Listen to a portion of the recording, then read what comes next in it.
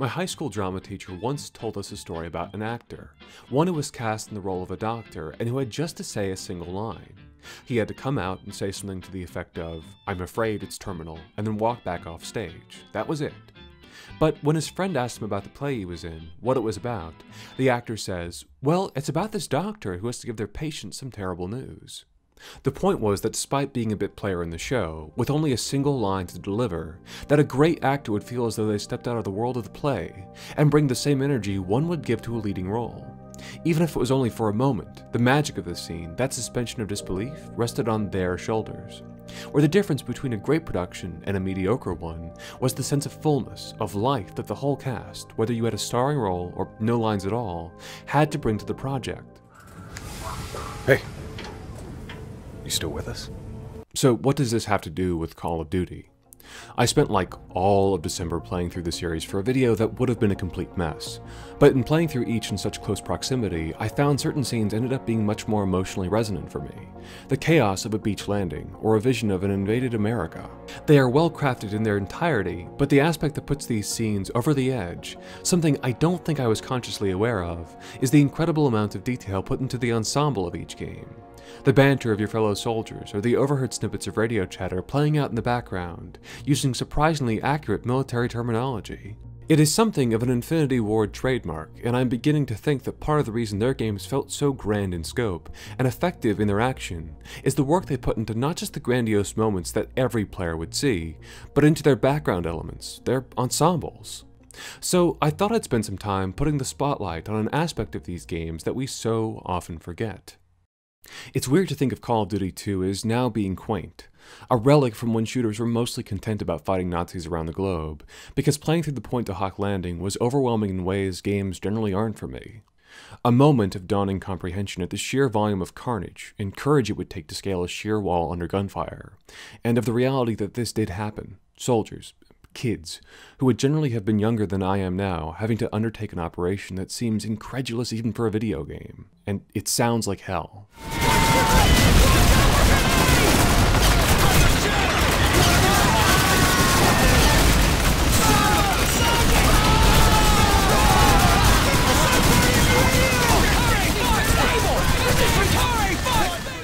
When I say that the ensemble matters, it's for moments like this, where you can hear the confusion, the sounds of suffering and tactical planning, all melding into a battlefield cacophony. It's not something to parse, to appreciate each bit of dialogue or performance on its own, but something to be immersed in for a moment.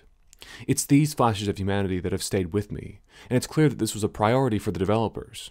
The making of video spends a good chunk of time detailing the amount of work that went into filling out the game with voice lines, and in making the AI you fight alongside seem like actual people. They had to know exactly where their surroundings were. Your AI is very self-aware, and they're telling you what their current situation is, what the enemy is doing. And really brings that player into being part of that squad. I'm still sometimes aware of them being digital actors hitting their marks, but the efforts of the team mean that the artificiality of the game often just fades away. The detail of the voice work here, where both the Allied and Axis forces have unique voice lines for the level they're in, and the enemy they're fighting is remarkable. Where characters that will mostly be relegated to background noise sound like they're fighting for their lives. Stop their counterattack, comrades! Stop it at all costs! We will not lose this position again! Enemy infantry near the train tracks! Kill those fascists! I was somewhat aware of the voice acting already present here, though. Aware, but not appreciative. The radio chatter that underscores the invasion of the US in Modern Warfare 2, I was nearly oblivious to.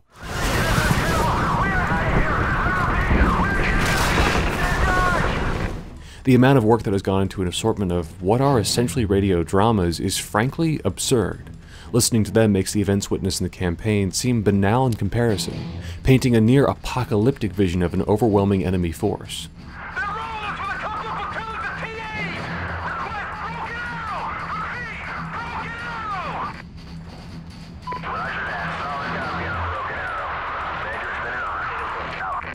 I suspect they're one of the reasons the invasion levels felt so massive, unconsciously adding to a sense of collective desperation.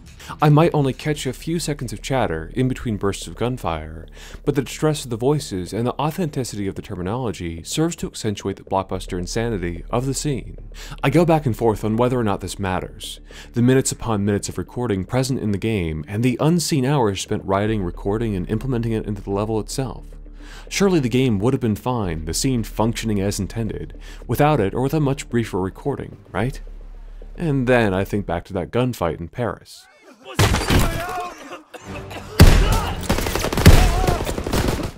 The best level in Call of Duty World War II has you infiltrating a Nazi stronghold, starting as a member of the French resistance who has to make contact with a double agent, and then when things go loud, as they always do in these games, switching perspectives to the American soldiers stationed nearby who have to fight their way to the base. It is a novel mission for the series, well-paced and exciting, but my memory of it is somewhat tainted. During the fighting in the latter half of the mission, you can hear a downed member of the French resistance, only one who sounds suspiciously like every other injured American soldier you've encountered up until this point. I can't move! Somebody help me! Now, I can do some internal justification, creating a story where an American expat joined the Maquis in the fight against fascism, but I don't think that's true. In reality, the developers reused the voice lines they had already recorded and applied it to this character model. I'd say it's not a major issue, but it was a detail, or lack of one, that ripped me out of the experience. The investment in the action that had been built over the prior minutes, gone.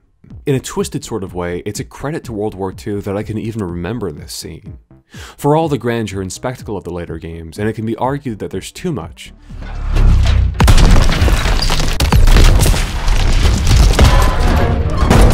I haven't had that same emotional connection to the last decade of COD games. A gunfight in Egypt feels pretty much the same as the one on the Golden Gate Bridge, which is indistinguishable from that one skirmish in the ruins of LA.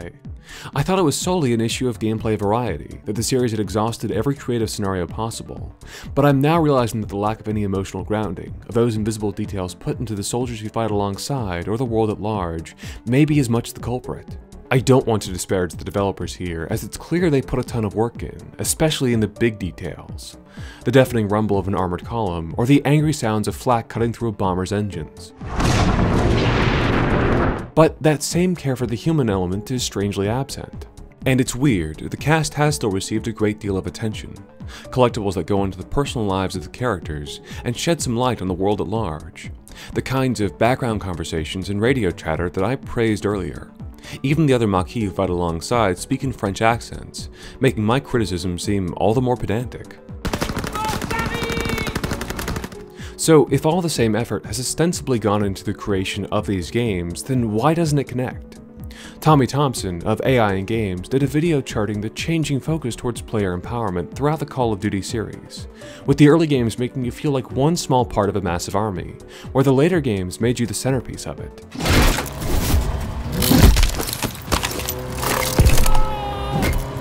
As he notes in his video, the identity problem of Call of Duty was now fully realised, an outcome achieved by the iteration of the mechanics that popularised it. In an effort to up the ante, the campaign became a twisted reflection of the multiplayer. What was once a story of unity, brotherhood and survival at its core was now a justification of alpha dominance. This was always true of how the game is played, but not in how it was designed.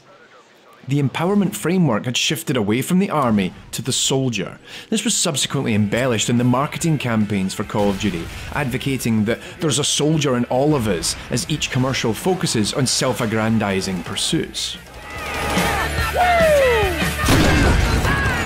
Go get him, noob.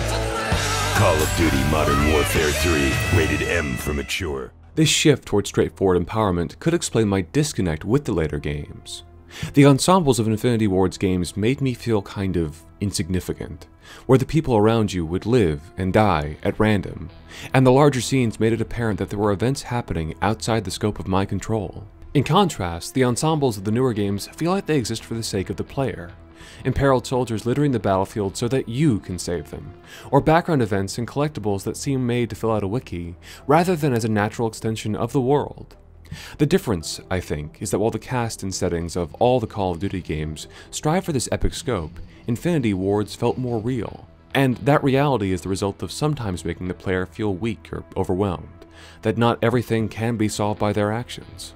Even Infinity Ward got this wrong, with both Ghost and Modern Warfare 3 representing the nadir of the series in terms of their larger casts, where despite being involved in a global conflict, the fate of the world falls to a group of super elite badasses. In this sort of world, why would the average person matter, other than as a prop to make some of the events in the campaign feel that much more epic, or as motivation to kill the bad guys? There's a callousness that comes with a singular focus on empowerment, where your character and their buddies are the most important figures in human history, and everyone else is disposable.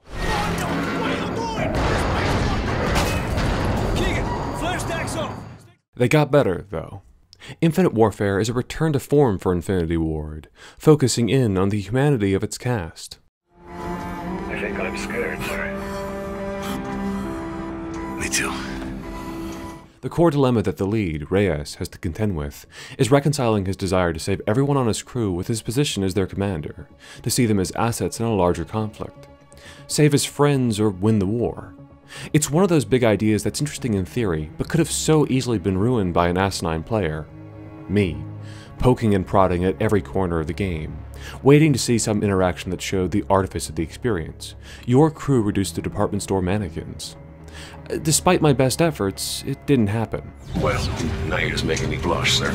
You can imagine my surprise when I stopped to watch a crewman doing repairs, only to have a brief conversation with him. Skipper. How goes it? Solid. Red's holding her own, sir, thanks to you. It was a genuine shock to have this moment, to realize that while the game had obviously spent time fleshing out the host of main characters, it was still willing to have this small moment with an engineer who only had a handful of lines. In its own way, it added a sense of legitimacy to the action of the entire game, that the events of the campaign were taking a toll on the ship, and more importantly, the crew. And then I had that same realization in the game's final act, albeit in a much grimmer moment. In the lead up to the final mission, you can have one final walk around the impromptu base that's been made on the Martian surface, and you can see firsthand the result of Reyes' actions. May the road rise to meet you. May the wind be at your back. May the sun shine warm upon your face, and may the rain fall softly upon your fields. Until we meet again, Semper Fi Marine. Linger around, and Reyes gets a final word in with some of his crew, a horrible mixture of dread and regret building in the background. Griff, I'm gonna need you behind the barrel. Yes, sir. Mac, you lead Echo Team. I'll be ready, Captain. This time spent with the larger cast really did make the experience all the richer. A few quiet moments that amount to about a dozen lines of dialogue crammed into a game that also houses cosmic dogfights and battles against robot zombie armies. But in the same way I can't help but remember the bridge scene of World War II, these conversations might be the defining memory of Infinite Warfare for me. Moments that serve to further drive home the tragedy of the game, and add a sense of fullness to the world it presents. I spent the last video talking about these games and their gameplay variety, and thought that was the defining reason for my enjoyment of Infinity Ward's body of work. I largely stand by that, but as I examine my experiences with these games, I'm realizing that it all matters. I thought I was a gameplay first guy, that a great title could skate by on excellent fundamentals alone, story be damned. And now I'm thinking that the reason I was so swept up in the excitement of these games, their big melodramatic action, is owed in large part to these small moments. So speaking as someone who spent too much time memorizing their handful of lines in the school play, focus on the bit players and the background extras. Those details, even if the audience, the player, doesn't quite know that they're there, matter. Because for a moment, the entire experience rests on them. Thanks for watching. This one's for my mother! Don't let up! They must reach the depot! This one's for Valentina! Vasily! Suppress the Germans in the building on the left side of the road! That was for my father, you fascist son of a bitch! The building on the left, Vasily! Shoot through those windows! That one's for my little sister, you butchers! Keep the pressure on the Germans so our men can move up to the depot! And this one's for my